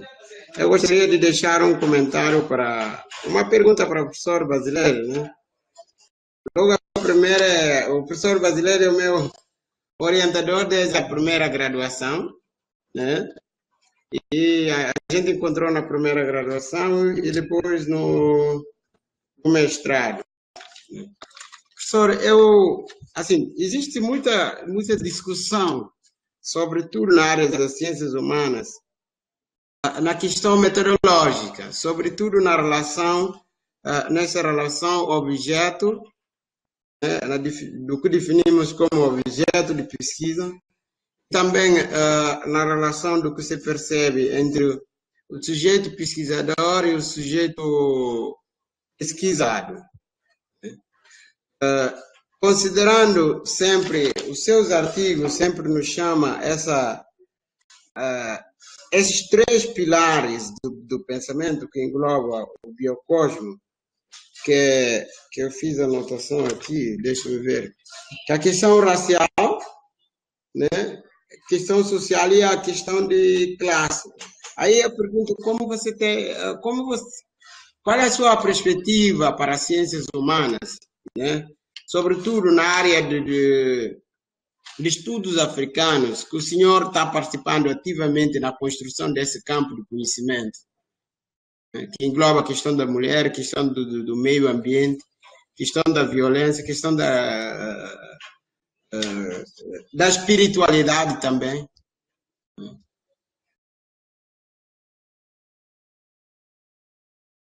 Mas tu pode repetir porque a pergunta? Não entendi muito bem a pergunta. Sim, eu pergunto assim, qual é a sua perspectiva no campo de pesquisa, sobretudo na questão da relação de duas dimensões, dimensão do pesquisador e dimensão do pesquisado, focando no que as ciências sociais consideram como objeto de estudo, objeto de pesquisa. Ok, entendi. Eu diria o seguinte, né? A gente vem questionando muito, né, a maneira como o que se chama de ciência, né? A ciência, né, ela vem sendo construída a partir das academias ocidentais, tá? Uma das coisas assim, são muitos incômodos, não somente eu, mas são muita gente, né? A gente entra nas academias ocidentais, aí que tem sua maneira de proceder, e a gente passa por essas formações aí, e isso influencia nossos corpos, nossos olhares, e algumas pessoas se perdem. Algumas pessoas se perdem dentro desse modelo da academia, achando que a academia resolve tudo, mas não resolve muito, não. Né? Bom, por exemplo, a academia ocidental, né? Quando você vai delimitar o que você quer pesquisar, vai dizer sempre o objeto. Esse objeto tem a ver com como se aquele distanciamento, né, do pesquisador, da pesquisadora, para com o grupo humano, né, ou, digamos, o objeto em si, não humano, que ele vai tratar. Só que muito se confundiu. Apesar de dizer que meu objeto de pesquisa, isso é muito perigoso, até porque essa categoria de objeto entra nessa dimensão da objetivação, né, coisificação, digamos assim, coisificação desse outro, e dá a supremacia ao pesquisador, à pesquisadora, como se fosse aquele que vai resolver todas as coisas. Todo mundo sabe que essa arrogância, né, o que Boaventura chama da razão indolente ocidental, é isso aí. E tem muitas críticas em relação a essa maneira de fazer a ciência. Então, como sair disso? Uma coisa é quando você trata com os não-humanos, né? O que a gente pode chamar de os não-humanos. Quando você lida com os não-humanos e quando você lida com seres humanos. Então, talvez você pode chamar esses não-humanos de meu objeto de pesquisa, mas depende também. Mas mesmo quando você chama de meu objeto de pesquisa, não objeto nessa concepção, né, desse academia mais essa academia empirista, essa academia arrogante, né? Mesmo quando você está estudando o solo, você está estudando o sistema solar, sempre com bastante cuidado, como eu já falei, porque esse não humano, né, também tem esse dignidade biocósmica. São outras formas de vida, né? Das quais nós também somos parte. Então, é por aí. Agora, você vai fazer uma pesquisa sobre comunidade humana, pessoas, eles não são objeto. Então, tem que reformular essa categoria aí de objeto, também para seres humanos. Então, ali, isso exige outras posturas, outras maneiras de você chegar para fazer investigação, né? Acho que a professora Maria Rita que colocou em algum lugar, né? E nós também, no nosso curso de formação que temos recebido, né? Muitos, digamos assim, pesquisadores, pesquisadoras mais progressistas, que não lidam com esse modelo arrogante, eles percebem que a gente não conhece muita coisa e esse povo, os grupos humanos que a gente estuda, são nossos parceiros, né? Colaboradores no processo da produção. E aí você vai ter algumas regras, alguns princípios, né? Como você chegar até a validar, né? O que a gente estuda. Então, eu acho que uma das problemáticas está por aí. Outra coisa que eu estou vendo, né? É um conflito entre o mundo acadêmico e não acadêmico. Às vezes, eu ainda não encontrei saída, não, mas eu tenho feito algumas reflexões. O que isso significa? Isso também veio aqui à tona. Quando eu estou falando de minha experiência da aldeia, você estudou uma cooperativa, né, lá em Guiné-Bissau. Nós temos acompanhando pesquisas com camponeses. Mas vamos falar de camponeses, né, que assim, nunca teve contato com a academia. Né? Imagina, será que esses povos, essas pessoas, essas comunidades, eles não têm saberes? Eles têm saberes, gente. Só que são saberes diferentes do acadêmico. Então, ali dali, quando você está me dizendo sobre estudos africanos, aquele meu texto, Estudos Africanos, a crítica é o seguinte: quando a gente vai falar de ciência, vou resumir, ciência da natureza como ciência humanas, mas a África pratica ciências há muito tempo. Onde tem seres humanos, tem a prática da ciência. Observação, sistematização. Hoje eu estou para escrever um texto sobre sociologia africana. Cada vez que eu pego a literatura para ler, estão dizendo que a sociologia africana nasce a partir dos anos 50, 60. 60, vamos colocar. É resultado, digamos assim, do processo colonial. Mas será? Será que povos africanos nunca pensaram sobre sua sociedade? Se povos africanos criaram suas sociedades, criaram suas culturas, eles nunca pararam para pensar sobre a sua cultura, nunca pararam para pensar sobre a sua sociedade? Essas aqui são reflexões que eu fico fazendo e eu mesmo entro em crise. Porque aí vai dizer, não, sociologia começou lá na Europa no século XIX com o processo industrial. Será mesmo? Bom, mas ali depois, um debate que está vindo, né? Estão dizendo que Ibn Khaldun, no século XIV, ele é um branco, nascido na África do Norte, assim por diante. Ele é visto como o tataravô do dito as ciências modernas europeias. Estou falando da ciência política, da história, da sociologia. Porque até algumas categorias dele, né? Do coletivo, categoria como mesmo o método de você observar, de você saber confrontar narrativas, né? Para você encontrar a verdade, ele aponta todo o método para se fazer isso. Então, Ibn Khaldun, ele é do século, como eu falei aqui, do século XIV. Ele está produzindo lá na África. Na África. Mas é só que ele entra de uma forma marginal no caso da sociologia. Eu vou ficar nisso, sociologia, filosofia, que são minhas áreas. Mas Comte, Durkheim, os outros beberam nele. Bom, no campo da filosofia está muito posto, né? A filosofia dizia que a filosofia é grega. Hoje nós sabemos que a filosofia mais antiga é a filosofia africana. Não somente em termos de filosofia que está posta na oralidade, mas em textos escritos. Eu sempre mostrei o livro do Teófilo Benga, que está sempre comigo aqui, sempre mostro esse livro aqui. Teófilo Benga está lidando com textos produzidos na África que datam de 2.700 anos antes de Cristo. Deixa eu ver aqui o livro dele, para mostrar. Filosofia faraônica, esse aqui, ó. Essa é filosofia faraônica. Quando eu vou abrir aqui, eu tenho ele aqui, como tenho também a civilização barbária de Cheikh Diop. O que eu encontro aqui? Dentro desse material aqui, esses livros, não é somente a filosofia. Ele está trazendo também a ciência da arquitetura, a medicina, a agricultura e outras questões que os africanos faziam há muito tempo. Isso não é ciência. Ou a ciência é somente a ciência que começa no Ocidente. Então, a gente cai numa armadilha, os europeus. Aí, nesse texto que você se refere, eu chamo que os estudos africanos é uma narrativa brancocêntrica. E se você entrar nisso, você cai numa armadilha. É uma narrativa construída por branco para contar a sua história.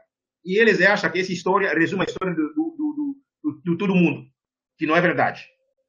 Então, eu estou dizendo o seguinte: quando a gente está querendo falar da ciência, ou ciências, eu não sei se é a Europa que começa a ciência. O que estou dizendo vale para outros povos, da América, da China, outros lugares. Então, ali, esse campo de epistemologia, nós intelectuais africanos e africanas, temos que nos revoltar. O que estou fazendo, na sua opinião, o Benga fez. Só que eu estou em crise com a sociologia. Quando eu vou na minha sala de aula, vou ter que dizer a sociologia começou lá no século XIX, lá na Europa. Não é por aí, não. Vou dar um caso para vocês. Ali, ó, eu, com meus 12 anos, volto para a aldeia. Quando eu voltei para a aldeia, a primeira coisa que se faz na tradição é receber uma instrução, ser ensinado de como lidar com a minha comunidade. Então, um primo meu, ele começou a me levar. Ó, você tá vendo essa família? Esse aqui é nosso parente. Esse aqui é parente. Ele começa a mostrar laços de parentesco. Você tem que conhecer a sua linhagem. Quando você conhece a sua linhagem, vai dizer, ó, aqui tu pode casar, aqui tu não pode. Tu pode namorar aqui, aqui você não pode. Então, ele está te mostrando a maneira como você vai se relacionar com a sua linhagem. Aqueles que são da sua linhagem, né? Você tem uma maneira de lidar com eles, são gente com quem você vai para a caça, para a pesca, para cultivar. Aqueles que não são da sua linhagem, você, às vezes, tem aliança, às vezes não tem, ou às vezes você, digamos assim, pode casar naquela família para evitar, por exemplo, o incesto. Isso se aprende. Então, o que esse meu primo fez para comigo, e depois me levou lá no fundo da aldeia para me apresentar o chefe, que é um avô nosso, me apresentar a ele, e maneira como eu, que saí muito cedo da aldeia, fui para a cidade, quando volta, eles vão me instruir dentro dessa ciência local. A sociologia não é estudo da sociedade, a antropologia estuda outras culturas. E quando eu cheguei lá, meu povo não me instruiu, não me ensinou sobre a minha cultura. Eu tinha que esperar um antropólogo europeu, tinha que esperar um sociólogo para me explicar o sistema de linhagem da minha etnia, do meu grupo nação. Disso que estamos falando. Então, os processos educativos de formar profissionais, pessoas, não se dá somente na academia, não. Não se dá somente na academia. Agora, é preciso que dirigentes africanos, os políticos, eles entendam isso, para começar a trazer essas ciências não acadêmicas em diálogo com a academia. Em diálogo com a academia. Se a academia tem suas limitações, eu também reconheço também que o mundo não acadêmico também tem limitações. Então, essa aproximação, aí sim, pode sair coisas novas que nos direcionam para a vida. Então, é por aí, para quando você me coloca aquilo lá, eu fico mais em crise. Eu fico em crise. Por que estou fazendo a provocação de uma sociologia da natureza, uma sociologia da segurança alimentar e nutricional? A gente sempre fala da questão da pobreza em nossos países. E você, Fará, você foi uma das pessoas quando a gente começou a debater, e quando eu comecei a empurrar vocês a pesquisar desenvolvimento, é porque eu acho que quando você faz a sociologia, a antropologia, relações internacionais, tem uma dimensão prática dessas ciências que nós precisamos. Mas agora, realmente, se me fosse permitido, eu, brasileiro, eu mudaria todo o PPC de sociologia na Unilab. Eu levaria, dividiria o currículo 50%, talvez 60%, é no campo. É no campo, é na prática, é prática. Não ficaria enchendo o aluno com um monte de texto, um monte de texto, um monte de texto. Essa é a dimensão teórica. Então, a academia ocidental, em parte, ele nos enche de cabeça com teoria. Eu faria tudo o contrário. Eu falei de cobra mansa. Quando eu cheguei lá, ele não falava muito, não. Era agir. A gente estava agindo. Na ação que você vai aprender. Então, é por aí, Fará, a pergunta que você coloca para mim, nesse momento que eu estou dizendo para você, ao mesmo tempo me parece crise. Do outro lado, eu acho que a gente tem que abrir o debate. Finalizo aqui. Lá na Unilab, a depender de quem vai ser o reitor, né, nesse momento, quem vai ser o reitor, na Unilab, nós não estamos discutindo a questão de, como chama lá, moradia estudantil. Que tal Unilab ceder terreno para fazermos o caso de bioconstrução para estudar? Onde vocês... Tem música aí. Alguém está com o microfone aberto? Só um momento, microfone, quem está com o microfone? André. O André está com o microfone aberto. Fará, eu acho que eu, André. Posso desligar ainda? Eu queria só talvez mais tarde. Não, já o professor Basileira termina, você fala. Sim, professor. Então, eu estava finalizando. Essa dimensão pragmática, prática, que eu não dizer, Eu acho que o Unilab tem terrenos lá. A tentativa aqui, nós, né, do Moussan, na Unilab aqui, talvez a professora Jaqueline, a professora Maria Rita, outros professores que estão ouvindo aqui, é levar todo esse nosso debate para a prática. Não temos uma fazenda. Eu acho que aquela fazenda não é somente aluno da agronomia que tem que ir lá, não. Gente de humanidade tem que ir na fazenda. Quem faz medicina tem que ir lá na fazenda. Por que a fazenda? Para a gente lidar com a terra. Ali se pode fazer a bioconstrução. Por que não faz uma casas ecológicas para estudantes da Unilab? Tem que fazer aquele prédio grande. Então, é por aí que eu acho que deveria pensar a universidade. Sabe? É por aí que deveria pensar a universidade. É por aí que deveria nos ensinar como você faz um chá quando você está com gripe. Eu não falei que ele cobra massa. A gente quase não compra nada de fora. Tudo é produzido dentro da fazenda, gente. Tudo é produzido na fazenda. Já imaginou? Já imaginou a gente produzir alimento? Aí desafio que eu coloco aqui, você, Jaqueline, outras colegas. Que tal a gente produzir alimento? Eu, Unilab, comprar esse alimento e pagar aluno depois? É disso que eu estou falando. Estou tentando ser muito pragmático.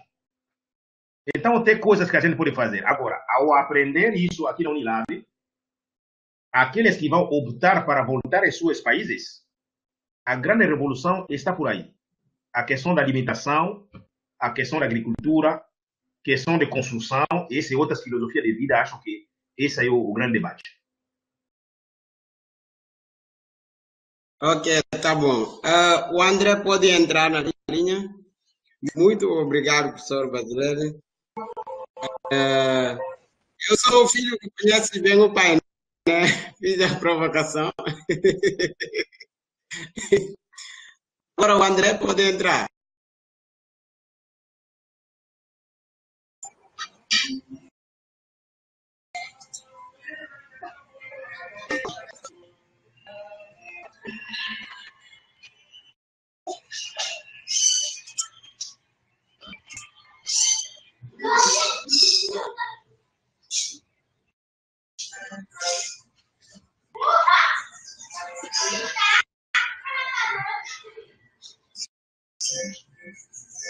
Alô, André?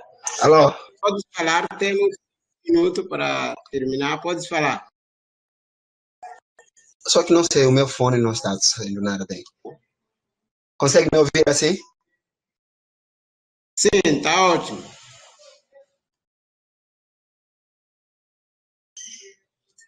Bom dia mais uma vez.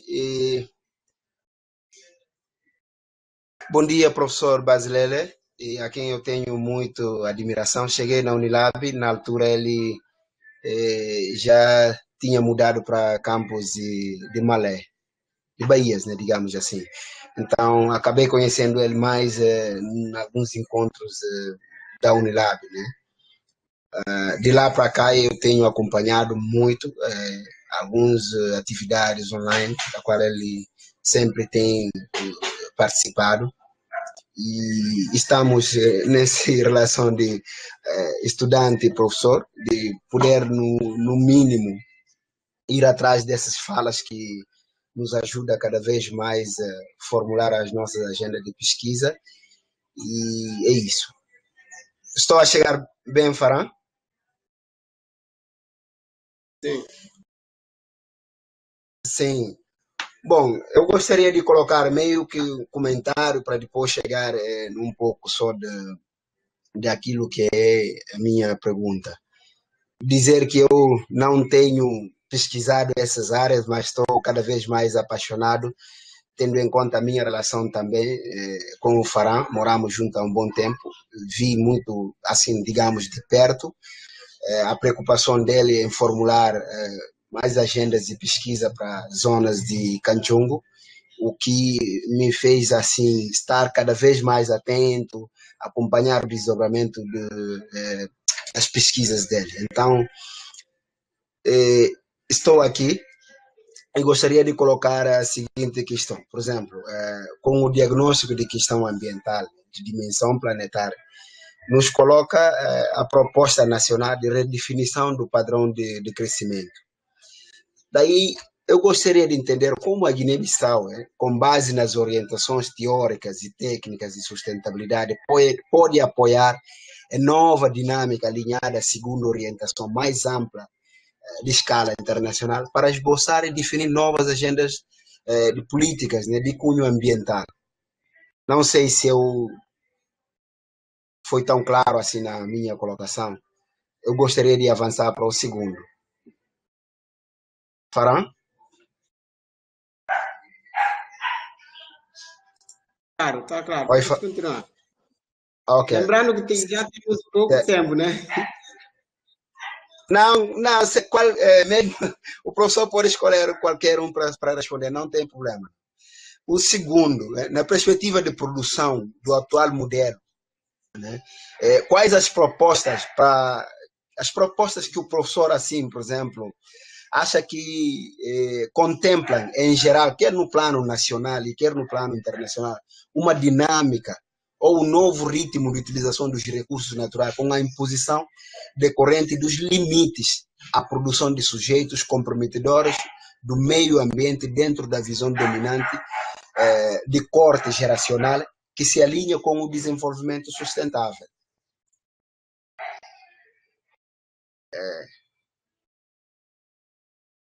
São as minhas duas colocações, depende do professor e estamos aqui, caso o tempo não permitir, não é problema, o essencial eu estou desde o início, ouvi muito. Obrigado, fico por aqui. Muito obrigado, André. Gente, André, qual é o seu curso? Eu sou de Sociologia. É estudante de Sociologia na Unilab. O David, por favor, nos avise se o tempo vai permitir para o sistema não fechar automaticamente, tá bom?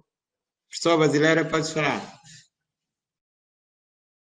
Mas eu posso também já fazer conclusões, né? Pode responder e fazer conclusões.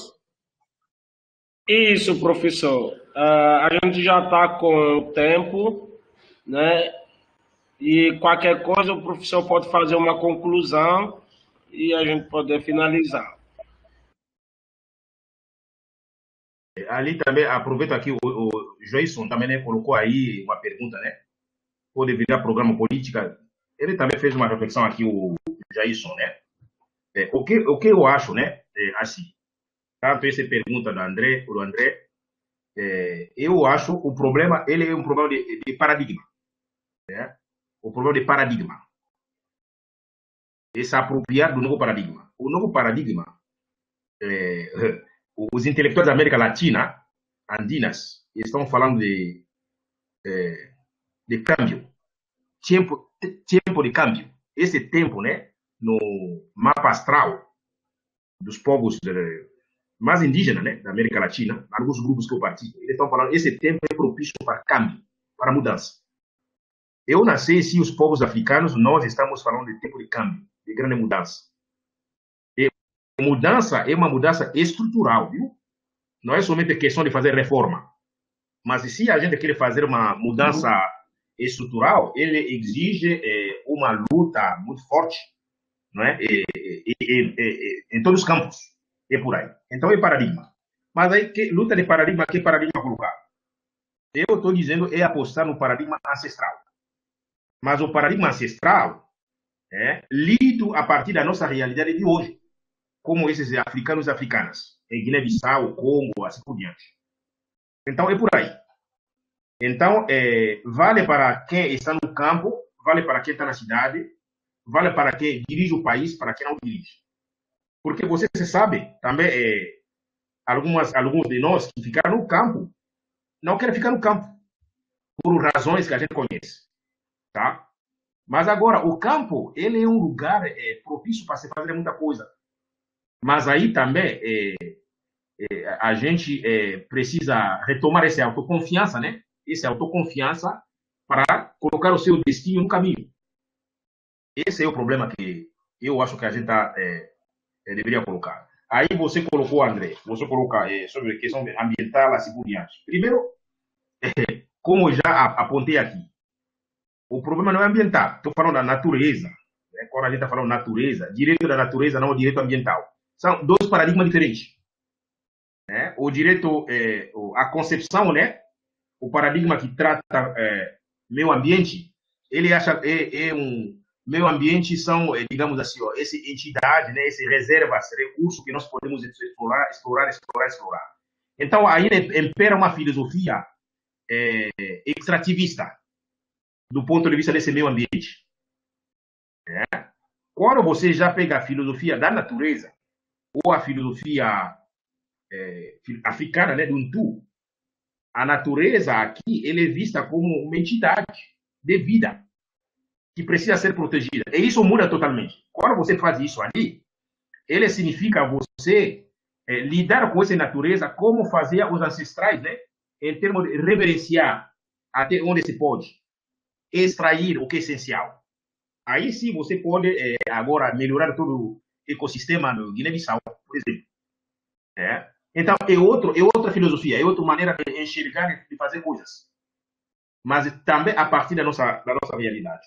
Então, essa agenda, o que eu tenho verificado, em alguns documentos da União Africana, o que eu vejo, ainda se trabalha com a questão de segurança alimentar, quando já houve o debate sobre soberania alimentar.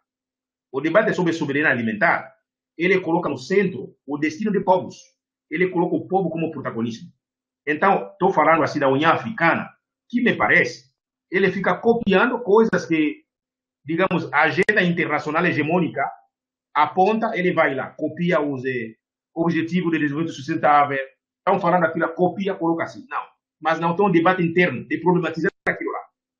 Então, a problematização, como eu estou dizendo, ele passa por essas outras filosofias. Guiné-Bissau deve ter suas filosofias, né? Essa filosofia que vem de Bideiras, que vem de Manjuandade, que vem de Tambancas. Tambancas tem suas filosofias, modo de fazer. Então, é por aí que eu estou vendo a saída.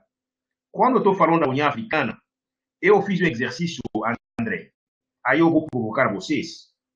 Nesse grupo de Harmony with Nature, eu fiz um exercício de olhar a legislação do meu país, que eu como. Por isso, em Guiné-Bissau não vou ter muita coisa, não. Geralmente, quem chega do outro país, eu empurro para que você pesquise o seu país, trazer o subsídio para a gente. Não tenho uma pesquisa sobre Guiné-Bissau. Mas Guiné-Bissau é um país marcado pela sua biodiversidade. Né? Eu tenho acompanhado alguns trabalhos, né, via Fará, via Miguel Barros, via outras publicações, né? E algumas orientações também de trabalhos, né? O trabalho belíssimo de Robilson também. Onde Robilson faz uma pergunta sobre noção do desenvolvimento do ponto de vista de povos de Guiné-Bissau, lá na Ilha dos Bijagó.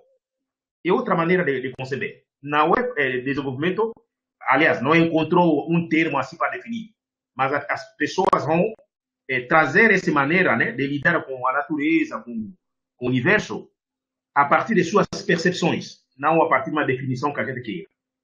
Então, é por aí, né? Aí, no caso do Congo, eu fiquei verificando a legislação predominante tende a ser uma legislação de direito ambiental. Repito de novo, aí essa entidade é tratado como um recurso que pode ser usado assim por diante, mesmo quando se fala de preservação. Mas quando fui ainda muito longe, eu entrei no site do Ministério da Educação para ver as matérias ligadas à matéria de meio ambiente, que leva esse nome. Aí eu começo a ver se aparece essa concepção africana, né, da natureza vir à tona como uma entidade.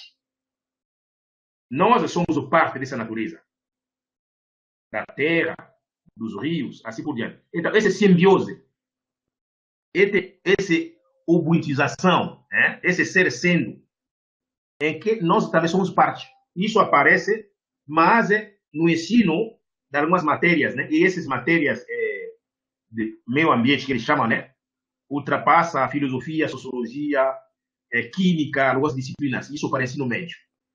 Mas ainda esse paradigma não é estruturante do nosso ser africano. Esse é o problema que a gente está colocando. Então, é por aí, né? Por falta de tempo, eu vou eu vou ficar aqui, e quando estou colocando isso, você está vendo que estou questionando desenvolvimento sustentável, né? Eu acho que povos guineenses, eles têm uma maneira de enxergar o seu país. E tem que ter um debate nacional para fazer isso aí. Agora, claro que eu tenho sempre dito, você sabe que geralmente as pessoas que estão na frente da política, né, podem determinar, digamos, o plano nacional de desenvolvimento e assim por diante. Mas também a base, as comunidades são muito importantes para nós trabalharmos. Eu acho que é isso que o Fará fez. O Fará, ele foi na base dialogar. Essa associação, né, que ele estudou, a cooperativa que ele estudou, são os jovens guineenses que estudaram fora do país, que voltaram para dar uma dinâmica na sua região, no seu território.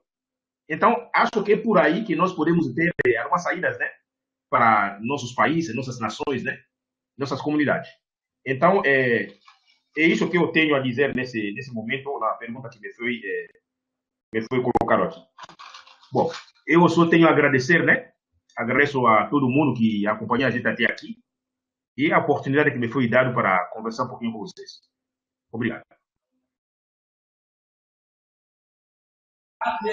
Muito obrigado, professor. Acabei de deixar um comentário dizendo que as suas preocupações, a sua perspectiva de fazer ciência sempre será o caminho para nós, de ganhar mais possibilidades de fazer a ciência a partir do que nos tem constituído como pessoas. Muito obrigado, professor Basilele. Muito obrigado a todos os participantes, a todas as participantes. E acredito que teremos mais encontros com mais pesquisadores. Muito obrigado.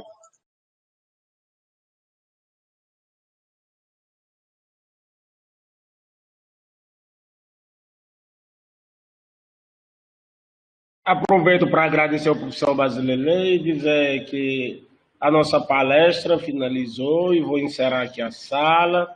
E muito obrigado aos participantes, ao Farã, que nos ajudou a moderar esse debate. De fazer a ciência